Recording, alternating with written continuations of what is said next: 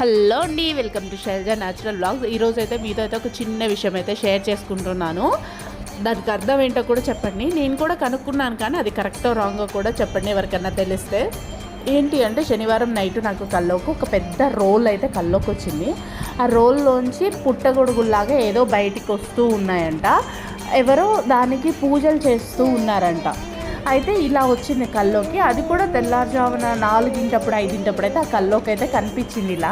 సరే, దానికి అర్థం ఏంటంటే, ఈ ఇంటి ఎదురుగా ఉన్న పిన్ని వాళ్ళని అయితే కనుక్కున్నాను. ఇలా నా కల్లోకి వచ్చాయి, దీనికి అర్థం ఏంటి అని అడిగితే, అది రోలు అంటే మైసమ్మ తల్లి అని, అలా లోపల పుట్టగొడుగులాగా వచ్చినాయి, ఉప్పలమ్మ అయి ఉంటుందని తనైతే చెప్పింది. కానీ మాకు ఉప్పలమ్మ లేదని చెప్పేశాను.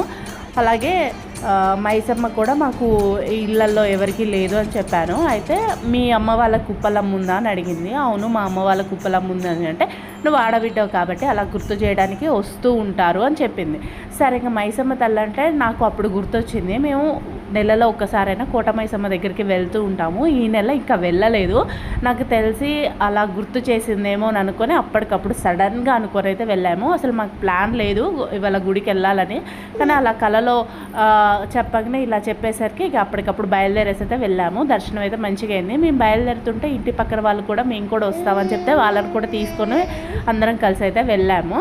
ఇక దర్శనం అయిపోయి అలా కూర్చున్నాము. కన్నమేమో దూరంగా మాకు అక్కడ పోయి కూర్చుంది, అస్సలు దగ్గరికి రావట్లేదు. ఇక అక్కడే ఒక లడ్డు తీసుకొని చిన్నగా అయితే బయలుదేరాము.